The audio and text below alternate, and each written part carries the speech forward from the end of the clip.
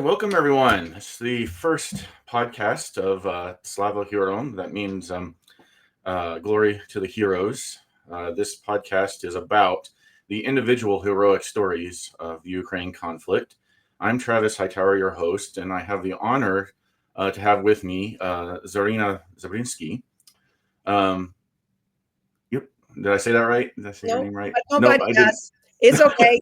Nobody ever does it from the first time. So it's Zarina Zabrisky, and thank you. Hello, everyone. And I'm sure this is an incredibly important show. Thank you, Travis, for having me. Yes, and thank you for being here. And we're here to talk about your documentary, Kherson, Human Safari. But since this is my first show, I wanted to introduce myself a little bit and then introduce who you are. I am a former air battle manager, senior air battle manager that served on AWACS for 10 years. I served in both the Afghanistan and Iraq conflicts, directing tactically our aircraft to their targets. So I have big knowledge of air warfare, and I'm still involved with that as a defense contractor, and have ties to the Ukraine conflict. Zarina is a correspondent for the Euromaidan Press, and what was the other? Byline Times. Byline Times. That's a British newspaper. Okay. One of the things that I hope to do on this channel is combat propaganda. And one of the things that I think your work, especially on this film about Kherson, is it combats propaganda and brings forth a lot of truth that is not being covered very well right now. In fact, I had to find out the hard way that I was, despite what I was seeing through my work, that there was a lot of things that I had wrong. And at the same time, I think that the when it hit me the most is when I was very inspired by the Ghost of Kyiv story, and after the initial invasion was beat back, people that used to be coming to me for expertise on what was going on with Ukraine, would Putin move on? Would he attack other countries? They no longer believed my expertise, but the propaganda they were hearing, and then that happened with the Ghost as well. And those are some of what my books are about. But in getting into your story, you've coined the phrase "human safari," and you don't mean the fun safari we're exploring. You mean the type of safari where people used to do hunting and humans are being hunted. Can you expand on how you came up with that term and when it occurred to you?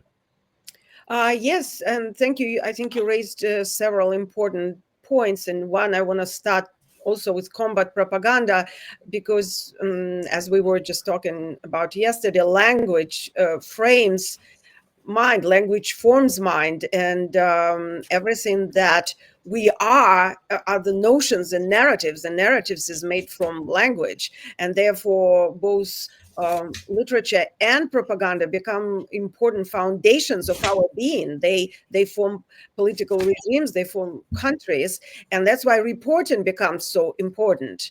And that's why I am in Ukraine reporting from the ground, because there are several reasons, but one of the reasons is it's almost impossible to find what's true and what's not in the flow of disinformation that our mass media and social media environment have become. And I wanted to see it for myself and report what I see for myself, for others. And what I've learned in 3 years of reporting from the front lines and from the rear of the country at war and the country that is being invaded, that it is incredibly nuanced, as you do know, because you have way more experience with war than I do, Travis. And it's not black and white, it's complicated, and it takes a lot of time to get to know one's environment in order to be able to report it adequately. And so it took me a while, and I do speak both languages spoken in Ukraine and a dialect that is spoken there. some better, some worse, but fluently nevertheless. And I lived in the West, in the States, for the most of my conscious life. So I know the mentality here, and I know how people perceive Eastern Europe, Europe in general, here in America. So for me, it was almost the experience of translating the reports, and I don't mean linguistically, I mean experientially, in the notions and in the bits of information that our audience back in the States could understand and would have experience to relate. Because sometimes you would report something, and if your audience is not ready or doesn't have any way of processing it, or again relating to it, it will be wasted information, or it will be picked up by adversary and it will be used against you or against the truth. So it's a very complicated notion. I have a certain advantage because as I was studying back in the Soviet Union at the very end, it was already collapsing and falling apart, but the system was still there, and it actually survived beautifully and like sprung back, and now it's in full swing. But at the time when I was a student, a college student, it was falling apart, but we still had a compulsory subject in order to graduate from the university, and from my university in particular, where I studied linguistics and literature. You had to graduate from the course called Combat Propaganda, which was a classified course. And I'm not going to go into it. I spoke about it and I wrote about it for years. In fact, I started to write about it in 2014, and a little bit prior to the Russian invasion, because it started not in 2022, as you know, but in 2014. And the initial steps were actually in brainwashing. And for that, combat propaganda was used. So I was already trying to explain to the West, to my new home, that we are being assaulted, we are under attack. And at that time, as I mentioned, my audience was not prepared to relate to that. Nobody understood what I was talking about. It only became clear now, recently. Now people understand the idea and the concept of information warfare. It doesn't mean that it didn't exist at the time. It did, and we were under full attack, and we didn't know that. So having all this in, so to say, my backpack while moving to Ukraine, it still took me a while to translate the experiences into adequate reports, into reports that would speak in the United States to the audience, or in Europe. And why Kherson, where I found out or discovered, I don't know if you can say discover about atrocity or about genocide. It's probably not proper, but the truth is that in the city of Kherson, it so happened that there are very few foreign journalists. And most of them come and go. There are various reasons for that. It's certainly not the fault of foreign journalists. It's very hard to get there. The logistics, the military headquarters of Ukraine doesn't make it easy. You have to wait for the special permit for a very long time. And as I have been explaining on multiple shows, not every editor, not every publication has resources and funds for their correspondents, for their teams to sit and wait for permits for 3 or 4 weeks. It's a lot of money and it's a lot of time. And because I'm a freelancer, I write for several publications, but I also send my work to anywhere. Being a freelancer, I have this luxury in a way of doing what I want to do, and I can decide where I stay. And I decided that I will be the most useful in Kherson due to the lack of coverage. And there are other people who choose the area and cover the area in depth, and it gives you the advantage of being there, getting to know people for a long time, and also seeing firsthand something that happens for the first time. And that's exactly what happened to me after about a year and a half of filming, of working on documentary. I was in Kherson when the Russian FPV drones started to not just attack randomly here and there, which was happening before. That wasn't new. But when they started to attack en masse, and where there would be anywhere from dozens of attacks a day, and then eventually hundreds of attacks per day. And then the last thing I will say here to answer this question, I did not invent or coin the term. I translate the way locals called this phenomenal. They called it Safari na Людей. And I changed it a little bit. Again, it's the nuance of translating, and it became Human Safari. And it took me a long time to get this idea out there. But now it unfortunately entered the vocabulary. And now people know that out there in Ukraine, there are Russian drones hunting civilians, and it's called Human Safari. Oh, okay. Well, with that, I'd like to try to show the trailer here. There we go. There we go. I did it wrong. I didn't add it to the screen. There we go. Got it working. Началась война. Обстріл, просто какой-то хаос в городе. Всі хотіли воювати, були готові воювати там з лопатою, з ножом, з палкою, з охотничьим ружьем. Ну, вот видите, тысячи херсонцев на центральной площади. Вообще жесть, вылезли на русский ВТР. Я тоже не бессмертна, но не страх, а злость. По ночам ходили, стреляли просто потому, что пьяные были. С той стороны не выпускали поехать в Херсон, а и под автоматами.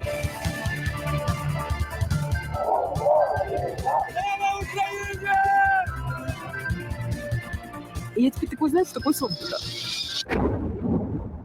Весь город, грубо говоря, это большой тир, а ты в нем мишень.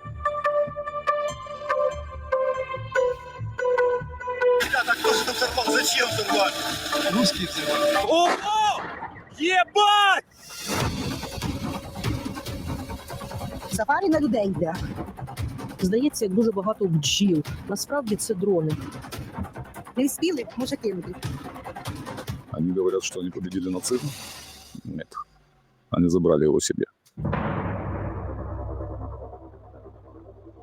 Пока мир спит, мы здесь умираем.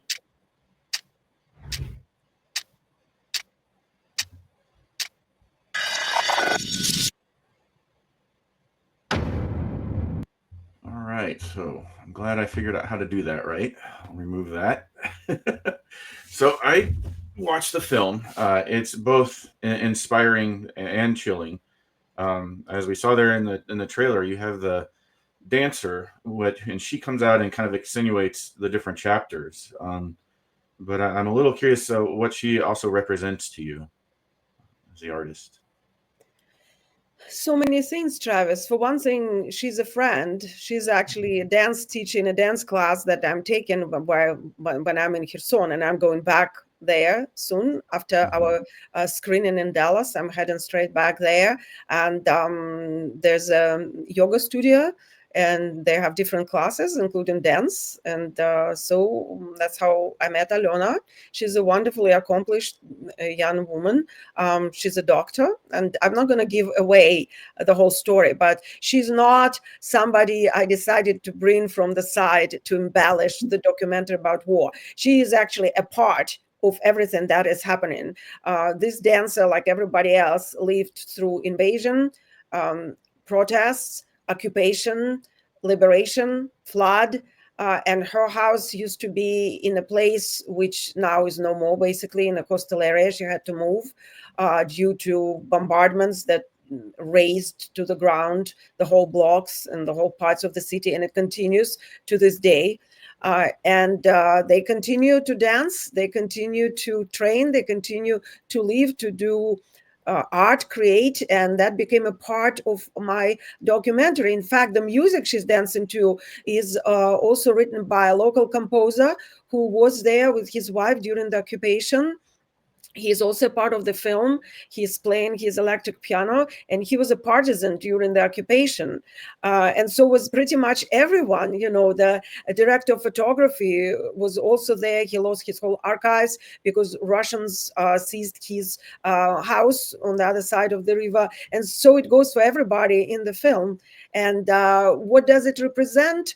I mean, the obvious, the soaring spirit of Ukrainian people, the tradition, but also there's the whole unexplored layer of dance as ritual. And there's a Ukrainian dance of Gopak, which was a part of martial arts exercise and used to prepare Cossacks, and they're excellent at it. If you ever seen a Cossack dance, it's spectacular, and they are incredibly athletic. And I say the word incredible a lot because it's hard to believe that all of this is actually, in fact, happening, is there, and these people are that great, but it's true. I mean, it's there are many other aspects of that, and I'm going to do a separate interview with a former ballet dancer of Paris Opera, and that will be dedicated just to the dance, because there's a classic tradition there, composers who were Ukrainian by ethnicity and then were appropriated by the Russians. There's so much to it. It's just opening the can,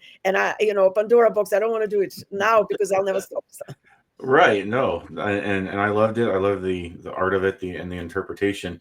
And it does change as we go through each chapter. And I kind of want to touch on each one a little bit, and some of my thoughts. During the occupation, namely, I thought immediately of a time period that a lot of Americans still aren't very familiar with, and that's the Day of Dignity, the Maidan Revolution, those protests, which happened in 2014, and Kherson came out into the streets to protest their own occupation. And unlike our protests, it actually turned dangerous for them. And journalists and other activists were also in danger. So you weren't there during the occupation, but did you ever feel like you were a target, trying to tell Kherson's story? Well, not directly, not while in Kherson. I mean, sometimes it happens when journalists, both Ukrainians, but mostly foreign journalists, arrive and they feel that they are targeted. It's easy to imagine that because basically everybody is targeted there. And every time you go outside, there is either an artillery strike or drones buzzing above, or their bombardment, and you feel that you're under attack. And many believe that, the Russians must know that we're here and they will be targeting us. And there were actually a couple of instances where where I know for a fact the Russians knew I was there with my crew and that we were filming, but it never got too serious. They just don't have this ability to target specific individuals for various reasons. So I will not get into it. So no, I actually personally have not. When the drones did fly after me, but it wasn't because they knew I was Zarina Zabrisky. It was because they target everyone who's there, civilians. And there are other instances when I was targeted and actually was back in the United States when I was doing some other reporting concerning the Russian narratives, and then I had received threats. I had been it wasn't safe. I had to move, and that was very unpleasant. And Russians do that. They threaten you. You do receive death threats, but it kind of comes with the territory. It's almost normal. And you, at this point, after doing it for 10 years, you stop paying attention. You do need to be cautious to a certain extent. Right. But then again, it's a philosophical notion. When you live in the city, when everybody is targeted, what's cautious, right? So. Right. Well, and the city has moved. Something that comes up I'm not going to give too many things away, but something that comes up is that the city still goes on just underground, and underground they have all of their life, all of their art. It's just they've learned to defend themselves. But getting back to the occupation, something else that struck me is that, and we knew this several years ago, but it's kind of fallen out of my mind, is that the Russian soldiers that were occupying were surprised by these protests because they thought they were going to be welcomed as heroes. And that gets into our propaganda discussion again of they realized they weren't welcomed as heroes, and they took action to then use fear against the populace, and they had to move could they not protest anymore after that once that decision was made? I wasn't clear on that. Well, they started to protest, and there were quite a lot of that going on, but then the Russians started to shoot them, and they also arrested pretty much anybody in the street and took them to torture chambers and called basement. And most of them were in the basements, but some were not. They were just prisons. And they would kill some, torture others, kidnap others, take them to the other side of the Dnipro River and all the way to Crimea and even to Moscow or other parts of Russia. And at some point, it just became impossible to go. Right. And had you ever, on the other side, the Russian soldiers who thought they'd be welcomed as heroes, and then, it even getting into the human safari of it a bit, first, let me ask: did you ever get to interview a Russian soldier and their mindset? And not that you won an argument with them, but was it apparent that they had believed what they were told, or any of that type of thing? It's a very good question. So just to clarify it for the audience, I was not there during the occupation. I could not be there during the occupation because I would be immediately killed as a journalist reporting on the Russian war crimes. I was nearby. I was in the city of Odessa and Mykolaiv, and also with trips to other front lines, to Donbass, to Sumy, Chernihiv, all around Ukraine, but based very close to Kherson. So I had a chance to interview many people who ran away from Kherson under occupation. So I started to write about the ordeal of Kherson way before it was liberated. Some of it was published by Greg Ollier on his Substack, where I'm a guest writer and a guest speaker. I do recommend the Substack as a resource, but specifically I wrote there quite a bit, a little more literary and descriptive about Kherson than for the newspapers, where these were mostly reports, right? So I would not naturally run into a Russian soldier in Kherson working there, but I did interview Russian soldiers who became the prisoners of war in prisons near Sumy. And I actually never published these materials for many reasons. One of them is ethical reasons. It's very hard to do that without breaking any lines anywhere from Geneva Conventions to just plain personal individual ethics, because these people are prisoners. But who does it very well, and if you're interested, Sean Pienaar, who was actually captured by Russians as a Ukrainian Marine. He was a British citizen, but he lived in Ukraine for a long time, is married to a Ukrainian woman, has Ukrainian family, and he joined Ukrainian Marines and was captured by the Russians, and then eventually he was exchanged and came back. And he recently did with another fellow British who became Ukrainian and also was exchanged. They did a good show that I recommend, the conversation with the Russian prisoners of war. As for me, I did have conversations with them. It was very uncomfortable, very disturbing, because some of them did believe that Ukraine attacked Russia, which is complete gaslighting and really messes in a way with your system, because you do know the facts. And when somebody is very convinced and telling you something which is the exact opposite of what is universally established is truth, and that is a very major fact that Russia, in fact, invaded Ukraine, and they had the opposite idea in that. And some of them were not interested in any kind of justification. They were just there for money. Others were recruited in prisons, and where they were very young boy, 19, he was already serving his sentence for drugs violations, and then he was offered to a contract, and he joined and immediately found himself a prisoner of war, and all he wanted to do is to go back to his mother. And I'm not saying that I felt sorry for him. I didn't, because at this point I've seen so many atrocities, so much. I'm not going to be graphic here, but I've seen enough not to feel pity.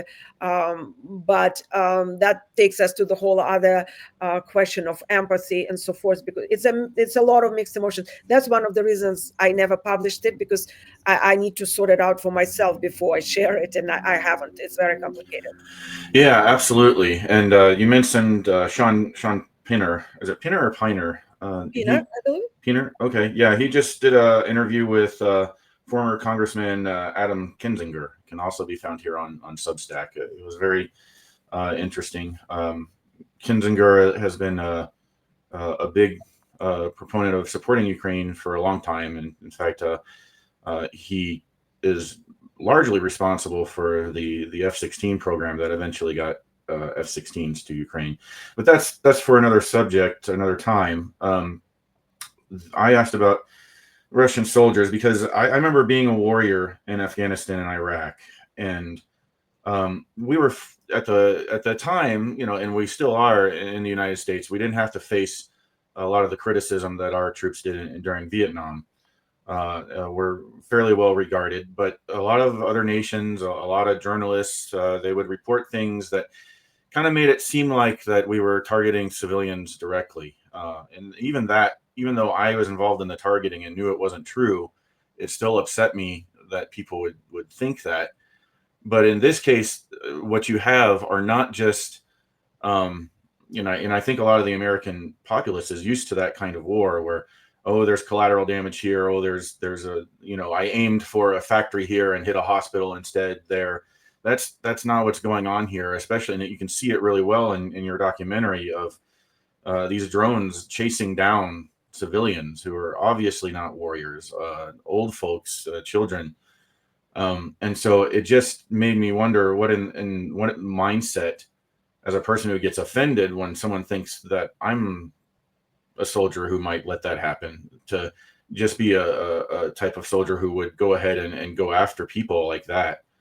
So that's why I asked the question, but also I want Americans just to see the difference, that this isn't and there's three types of propaganda that come out from Russia as I understand them. One is, it's Ukraine's fault, basically. The other is we're liberating Ukraine. And the third one is everything we're doing is necessary for those two things. There's a lot, I'm simplifying things, obviously. But I guess, can you talk a little bit about how you got the footage of this type of drone warfare that hasn't been seen before? Right. Great question, and also a good point. And, working on the series of articles and also on the documentary about human safari, I've been doing research, and I watched some documentaries and did some reading on the American troops going through the similar experiences.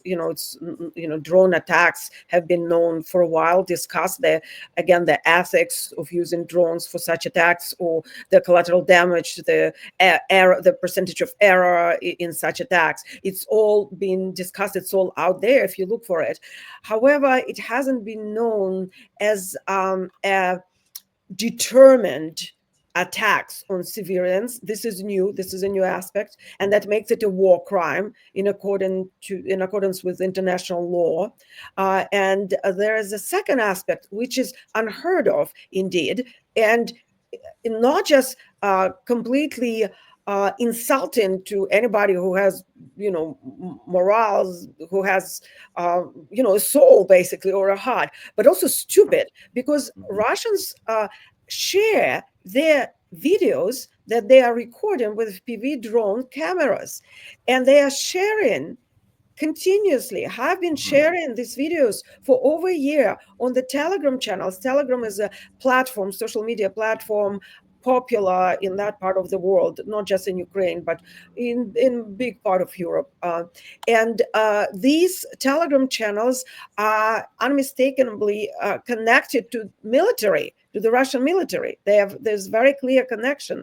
And they are regularly sharing these videos, acknowledging to what they are doing, and providing the evidence for the future trials and for the reports that already have been issued by the United Nations, by the Human Rights Watch.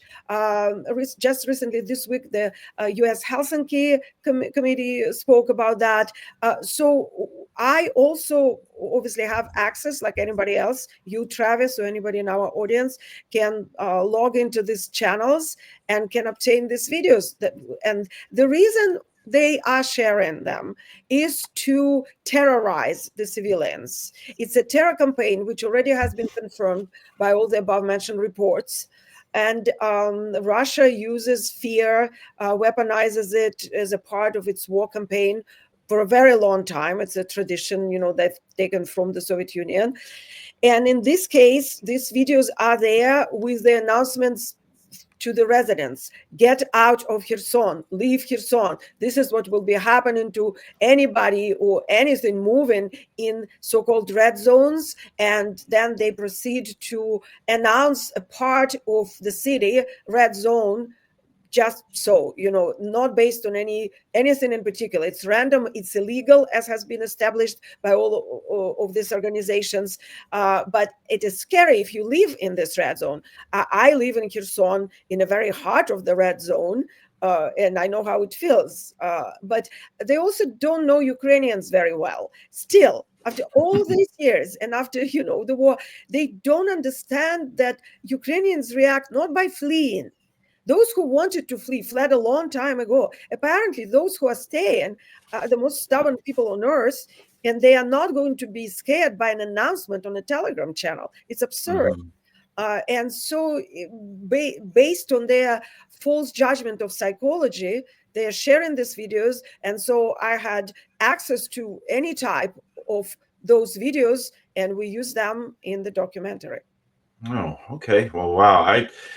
I was expecting you to say, oh, we captured some drones and they, but that's just, and that gets back into, how can you be a soldier and want the world to see you this way? Because as a soldier, you're supposed to be a defender of something, of something moral, of some kind of ideology, at least. And if your ideology is just murder people until you get what you want, I think someone says it best in the documentary, that they don't see us as human, but it's quite a long study and deep dive as to why. And another thing that happened, and I want to compare and contrast the tale of two floods. Early in the war, there was, when Kyiv was threatened, Ukraine blew up some of its own dams and flooded some of the countryside to slow the Russian advance, and it worked to help the save Kyiv. It was one of many things that helped, but they did that. But the townspeople and the people that would be affected were all warned and involved and evacuated. And it wasn't. There was not really, as far as I understand, and I can provide sources on this. It was almost the civilian populace's idea, not the military. So they wanted to help slow the advance. When during the summer offensive, counteroffensive that Ukraine was running, the Russians did the same thing to the Dnipro River near Kherson.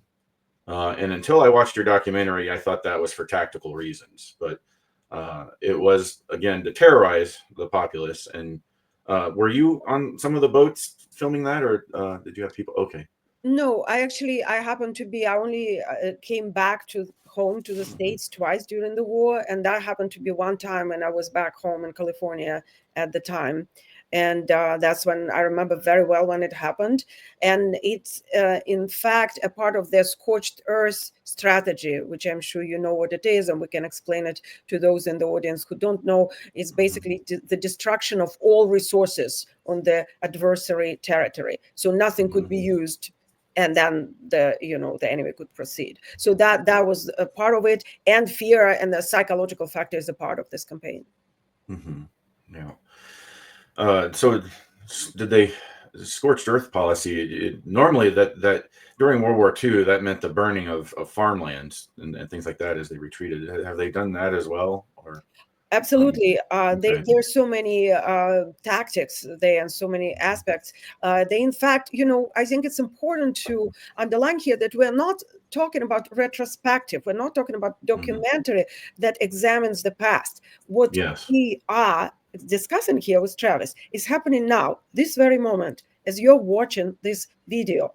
And in fact, the burning of residential areas by blocks is happening now every day. Every day I receive videos, and most of the days I do share them on social media when it's possible. Sometimes, there are certain things that you don't share because everything, including what you see in the film, was cleared by the Ukrainian military. So we don't give away, for operational security reasons. Yeah. And most of it, and pretty much all of this, is the consistent attack on the residential areas of Kherson. And these are private houses, sort of what you can find here in the suburbs of Dallas, right? Or around Grapevine somewhere, or in California, right? In San Francisco, where we have small houses, relatively small. Some have big, just like in Kherson. They're mansions by the river. They had very wealthy people there with houses that back home in San Francisco would cost $5 million. It's not just some huts, as some people would imagine. It's a developed city. There were some areas more, wealthy and some poorer, but the Russians are flying FPV drones there. And they started by just dropping the incendiary mixtures, sort of like Molotov cocktails mixtures. And then they developed the whole tactic of doing it. They first well, in most places there's no electricity already, but if there are some temporary lines, they would first cut those lines and electricity supply to the wells that provide water, running water to the houses. Then a bunch of drones, 2 or 3, would come, and one will drop something heavy like a brick or a rock on a roof until they make a hole, and then another drone will come and drop this incendiary mixture container there, and then they will burn houses. And because it's summer now and the grass is very dry and there is no water, the residents could not extinguish the fire, and the fire brigades cannot come because the Russians are using double tap, which is either artillery or drones striking the second time when the first responders arrive on the site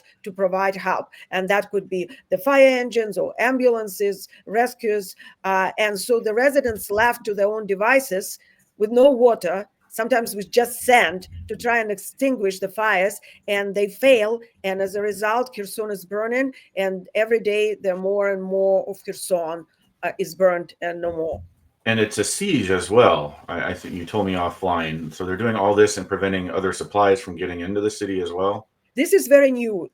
I wrote an article for Byline Times 3 days ago, and my colleague Ivan Antipenko, who works for Suspilne, which is kind of like PBS of Ukraine, the public channel, and he first broke the story by sharing the picture of the burnt civilian vehicle along the highway that connects Kherson to Mykolaiv. Mykolaiv is a big seaport, which is already in Ukraine-controlled territory, just as Kherson is, but further inland. And so Russians can only reach Mykolaiv with bombs, aerial bombs, and Shahed drones, much bigger drones than FPV drones. Artillery, mortar, tanks, or FPV drones can't reach Mykolaiv.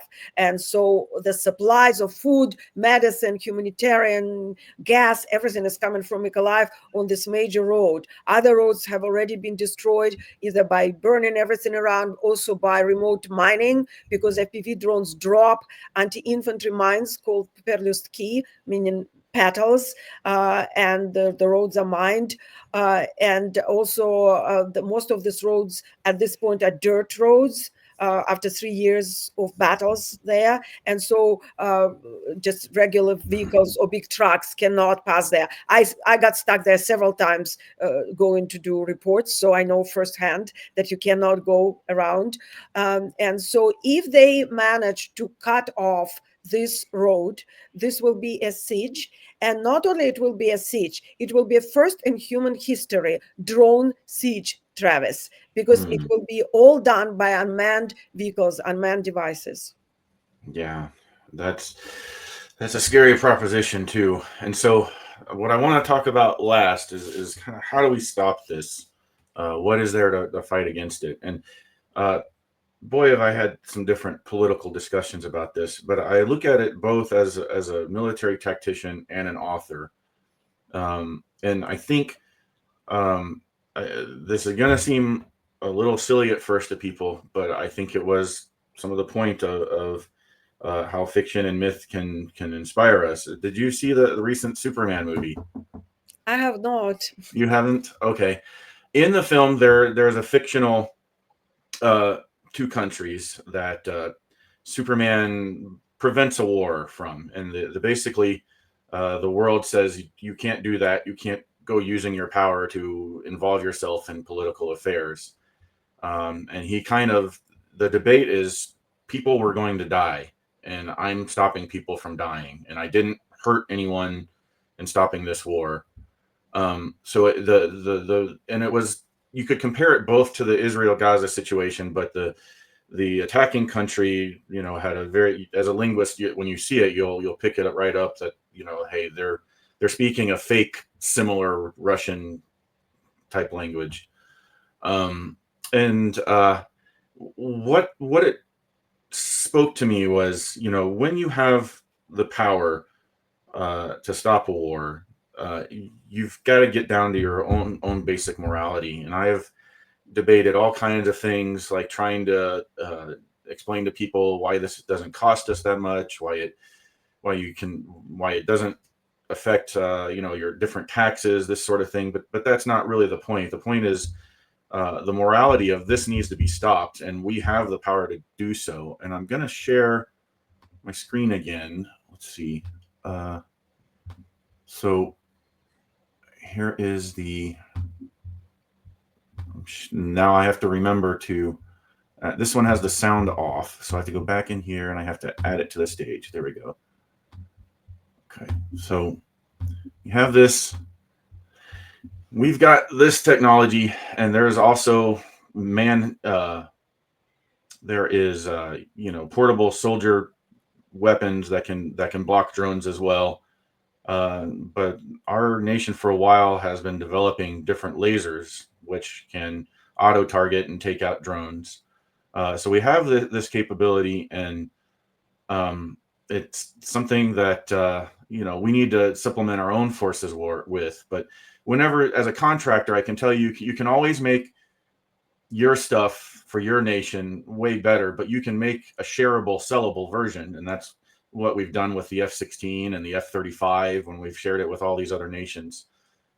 So this is coming, and this is available pretty soon. But it's gonna be a political fight to get these counter weapons to help break the sieges. Let me remove this now because I don't care about golf, whatever that was. I think I can also share. Let me share. I don't have another video, but I want to show people some of what these anti-drone personnel weapons look like. These are available. We have sent some of these to Ukraine. These are the, add this to the stage. These are the man-portable ones that you basically aim this and it disrupts the electric communication of the drone and, makes it fall out of the sky. Foreign dignitaries are starting to be protected with these, but this is an easy ship right away. We have sent them some, but they're going to need a lot more.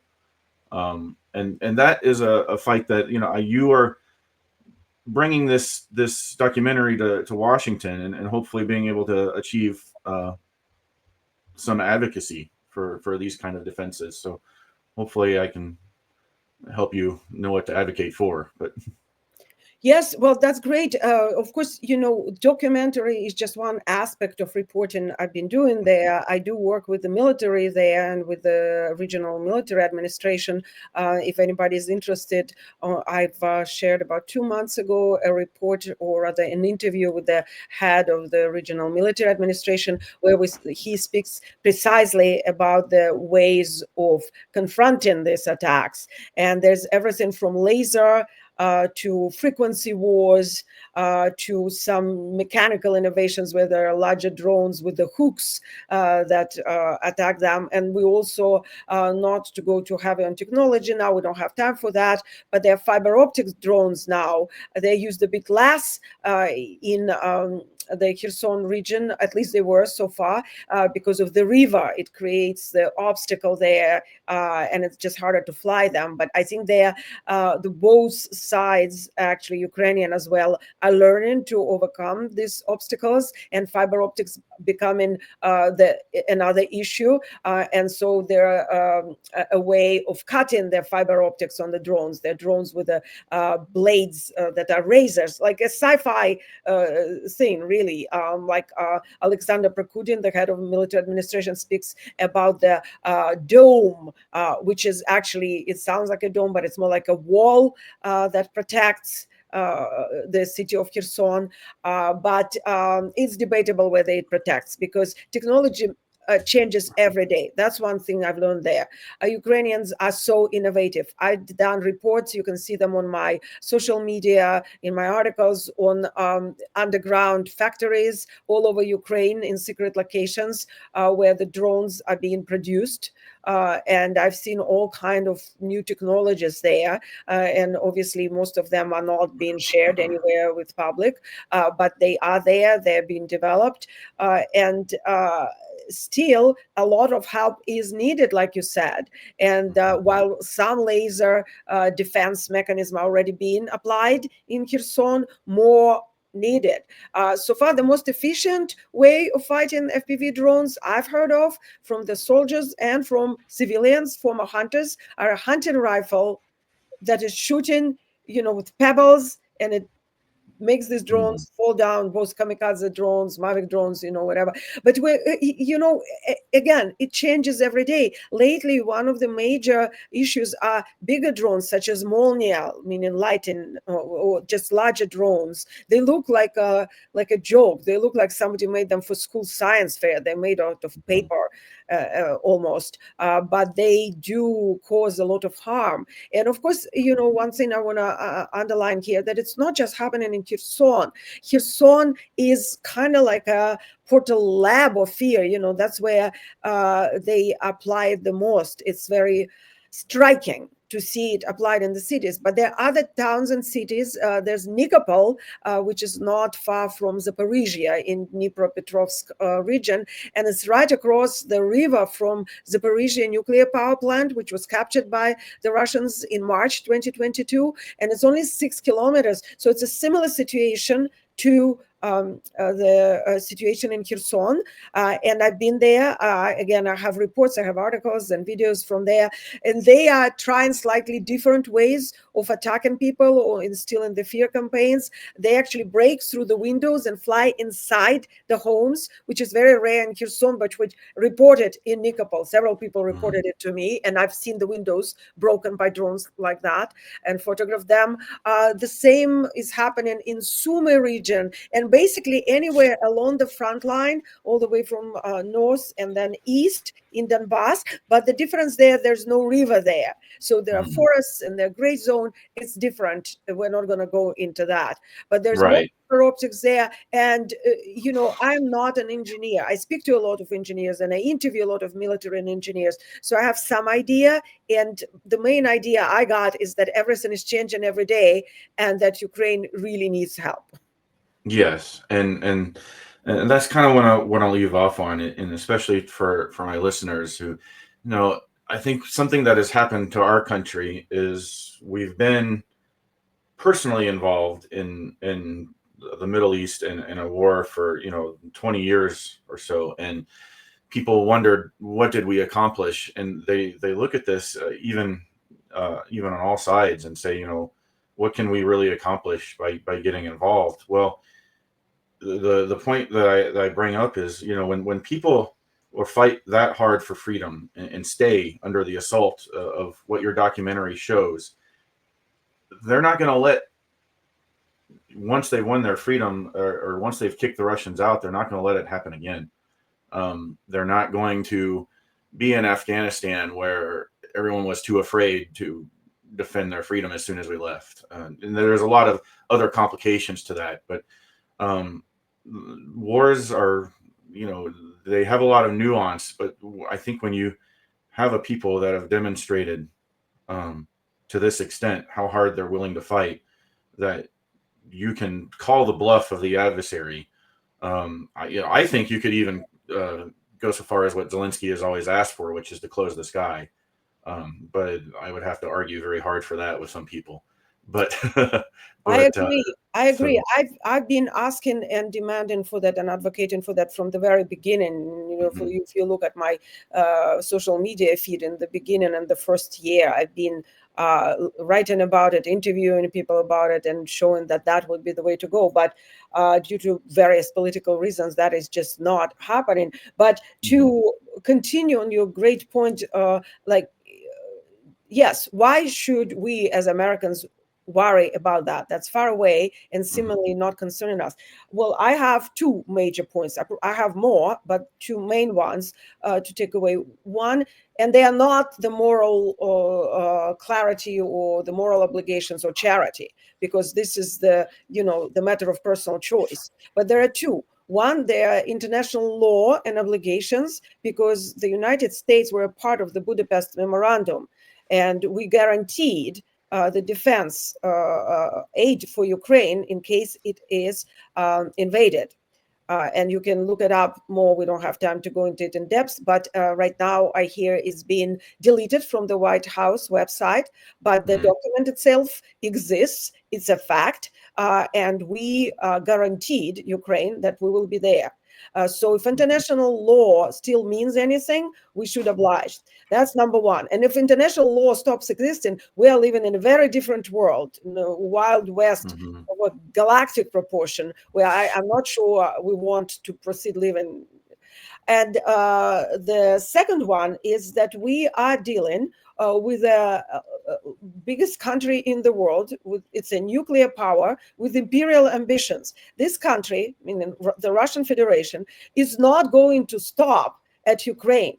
If it is not stopped, it will proceed, and it will be moving on past, and they have plans to do that, past Kherson, to Mykolaiv, to Odessa, from there to Transnistria, to Moldova, to Romania, and we're talking already about EU and NATO, and from there all the way to the heart of Europe. And if Europe doesn't concern you, there are a lot of talks of Alaska initially belonging to Russia, and there's a lot of talks, even this week, about Russia wanting Alaska back.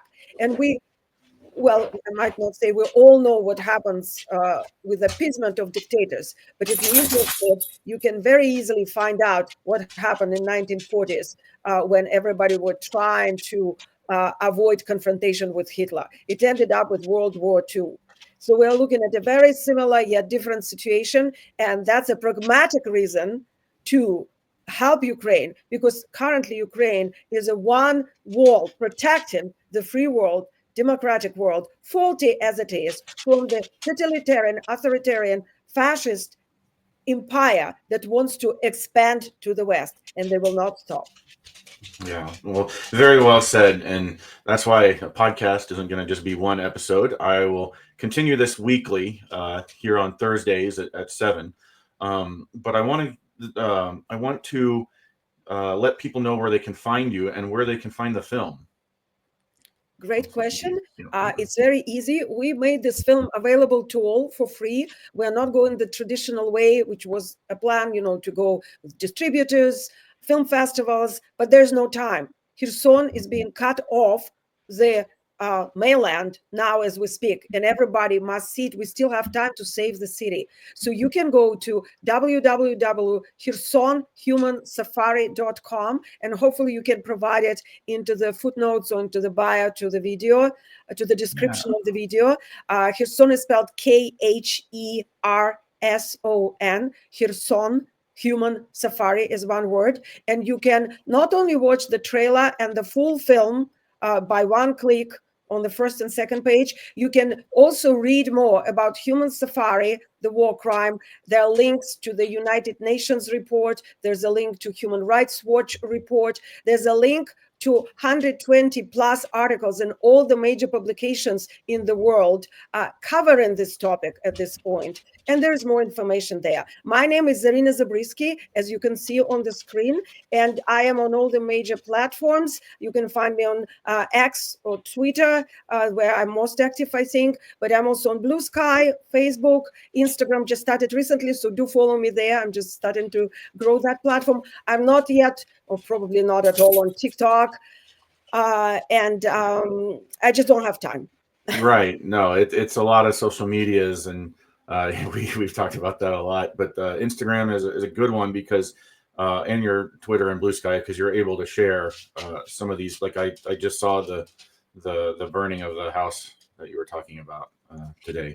And there are links to all the articles and in-depth investigations that I do in my publications, which are the Byline Times in London, Euromaidan Press, English language publication in Ukraine, Fresno Community Alliance, my Californian newspaper, and I also do reports for BBC, Scotland Radio, Sunday Times, and many other publications. Oh, outstanding. Yeah, I'm going to make sure we'll put up any and all links on the Substack. If I can't figure out how to add it directly to this video, but I'll put it on the post. And I said Sunday Times, it's actually Sunday Post. I did something for Times, but Sunday Post, not Sunday Post. Okay, Sunday Post. Excellent. All right. Well, thank you once again, and thank you everyone for being here. And we'll see you next Thursday. We do have a screening for those of you that are in the Dallas area. I want to mention that at the Dallas Public Library, we'll be screening this documentary from 1 to 3.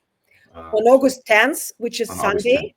Mm-hmm. And it's free for all. It's Dallas Public Library. And the event is co-hosted by Human Rights Dallas and Human Rights Program at SMU, which is a local university. So if you are here in Dallas or in Fort Worth, or you know someone, please invite everyone for discussion. I'm leaving and going back to Ukraine to report from Kherson right after that. So that's a chance to come get to know you and to chat in person.